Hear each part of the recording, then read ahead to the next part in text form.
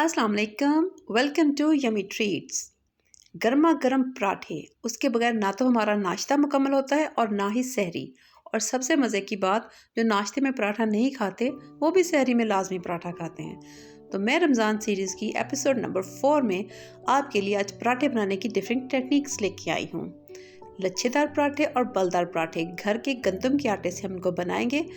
बहुत खस्ता बनते हैं अगर आप इस तरीके से पेड़ा बनाते हैं। और दूसरी बात ये कि आप इनको बना के फ्रीज़ भी कर सकते हैं। आपको बाज़ार से फ्रोज़न पराठे ख़रीदने की बिल्कुल कोई ज़रूरत नहीं है। ये इतने नरम और खस्ता पराठे बनेंगे, सिर्फ बनाने की टेक्निक है। 5 टेक्निक्स मैं आपके साथ शेयर करूँगी। तो आइए अब इनको बनाना शुरू करते हैं। बिस्मिल्लाहिर्रहमानिर्रहीम। सबसे पहले तो सादा जैसे पेड़ा करते हैं उसकी रोटी बेल ली। अब इसके ऊपर मैं यहाँ पे पिघला हुआ घी इस्तेमाल कर रही हूँ। आप भी कोशिश करें कि ऑयल अवॉइड करें। बनास्पति चाहे घी इस्तेमाल करें, चाहे देसी चाहे मक्खन, लेकिन घी का इस्तेमाल करें। अब इसके एक साइड पे मैंने कट लगा लिया है और ये देखिए मैं आपको बिल्कुल स्लो करके दिखा रही हूँ। इस तरह से हमने इसको रोल करते हुए इसकी कोन बना लेनी है।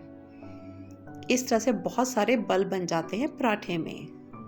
और कोन बनाने के बाद इसकी फोल्डिंग की टेक्निक भी आप देख लें। इस तरह से उसको ट्विस्ट करते जाना है और प्रेस करते जाना है। ये बेहतरीन किस्म का बलदार पराठा जो है उसके लिए पेड़ा बन गया है। पराठा नंबर 2, इसमें भी इसी तरह से मैंने घी लगाया। इसमें पहले बताया घी को मैंने मेल्ट कर लिया है। और अब हम इससे बनाएंगे लच्छेदार पराठा। सिर्फ सिंपल टेक्निक्स होती हैं, लेकिन इससे रिजल्ट बहुत अच्छा आता है। घी को कम लगाना है घी, लेकिन बहुत अच्छी तरह से पूरी रोटी के ऊपर उसको फैला देना है। मैं पिज़्ज़ा कटर इस्तेमाल कर रही हूँ, आप नाइफ़ की मदद से भी ये काम कर सकते हैं।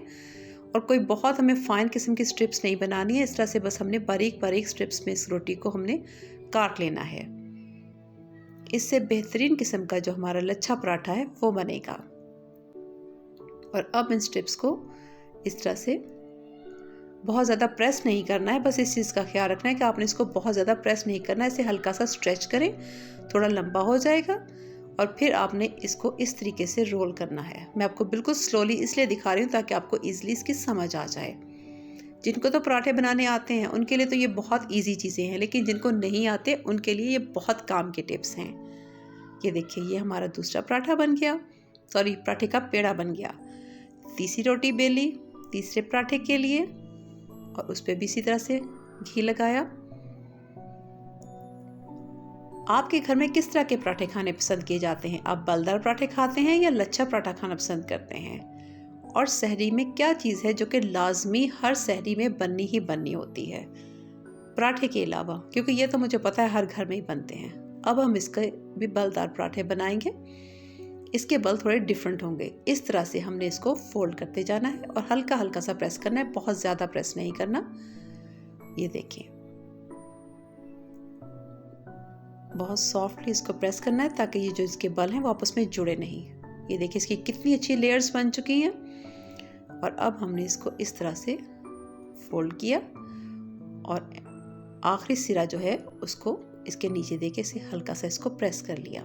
ये हमारा दूसरा बलदार पराठा, वैसे तीसरा लेकिन बलदार दूसरा पराठा। यहाँ पे एक और टेक्निक चौथे पराठे के लिए। स्टार्ट सबका वैसे ही है कि जस्ट उसको घी लगाएं। अब चाहें तो इसमें नमक भी शामिल कर सकते हैं। कुछ लोग नमकीन पराठा खाना पसंद करते हैं। मेरे बड़े बेटे को बहुत पसंद है, वो चाहता है कि पराठे में नमक लाजमी हो। आपके घर में किस किस को नमकीन पराठा खाना पसंद है? और अब हम यहाँ पे इसकी काटेंगे थोड़ी चौड़ी वाली स्ट्रिप्स।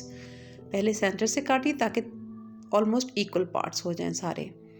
जो साइड के किनारे हैं वो थोड़ी छोटी रहेंगी और वो खुद छोटी रखनी है, इससे उसके बल जो हैं वो ज़्यादा अच्छे बनते हैं। अब हमने इसको एक साइड से इस तरह से फोल्ड करना शुरू करना है।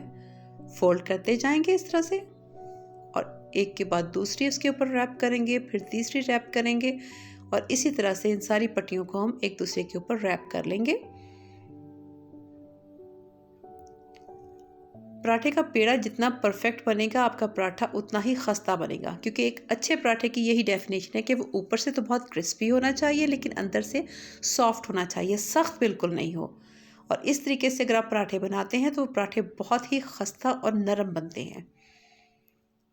ये इस तरह से इसको सेट कर लिया। ये हमारा चौथा पेड़ा बन गया।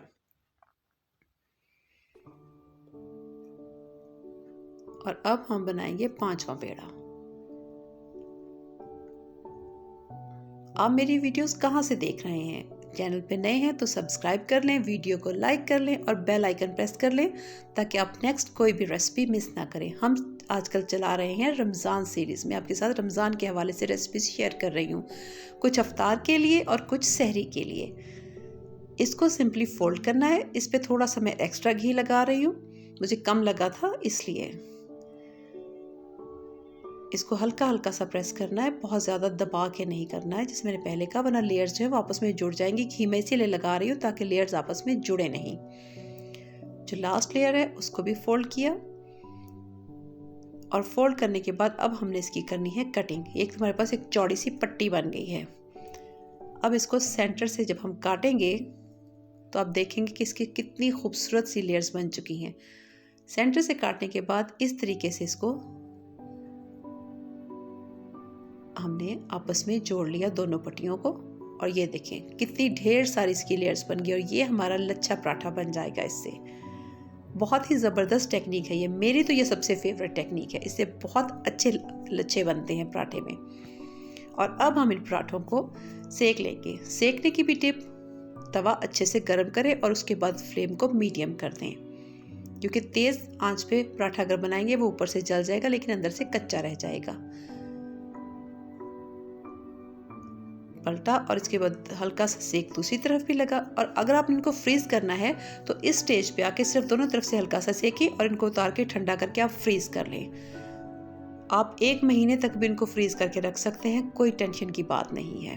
लेकिन चूँकि हम बना रहे हैं, हम फ्रीज़ नहीं कर रहे, तो मैं इनको दोबारा से घी लगाऊंगी और इस तरह से अच्छा सा लग जाए, बहुत ज़्यादा भी नहीं और बहुत कम भी नहीं हो। और अगर फ्लेम मीडियम होगा तो बहुत ही अच्छा सा गोल्डन सा कलर बनेगा पराठे का। इस तरह से, जिसमें पहले कहा कि इनको सिर्फ बगैर घी के हल्का सा 5-5 सेकंड के लिए दोनों तरफ से सेकें और सेकने के बाद उसको ठंडा करें। और फिर हर पराठे के दरमियान में बटर पेपर रख के इनको किसी भी बैग में, जिप लॉक बैग में या वैसे किसी शॉपर में बेशक बड़े में डाल के रख लें। आपके बेहतरीन किस्म के फ्रोज़न पराठे जो हैं, होममेड फ्रोज़न पराठे, वो तैयार हो जाएंगे। और आपको बाज़ार से मैदे के बने हुए वो फ्रोज़न पराठे लेने की बिल्कुल भी ज़रूरत नहीं, जो कॉस्टली भी बहुत होते हैं और हेल्थ के लिए भी कोई बहुत अच्छी चीज़ नहीं है। घर में आप पूरा मुकम्मल जो गंदम का आटा होता है, होल व्हीट जो होता है, उसके आप बनाएं पराठे। जायके में भी ज़्यादा मज़ेदार होंगे और आपकी सेहत के लिए भी ठीक है और ऑफ कोर्स पॉकेट फ्रेंडली तो है ही। तो आपको आज की वीडियो कैसी लगी है? आई होप अच्छी लगी होगी। मैं आऊँगी फिर किसी और मज़ेदार किस्म की रेसिपी के साथ, किसी इफ्तार रेसिपी या किसी सहरी रेसिपी के साथ। तब तक के लिए आप अपना बहुत सा ख्याल रखें, अपनों का ख्याल रखें, मुझे भी दुआओं में याद रखें। अल्लाह आप सब का हामी और नासिर हो। अल्लाह हाफिज़।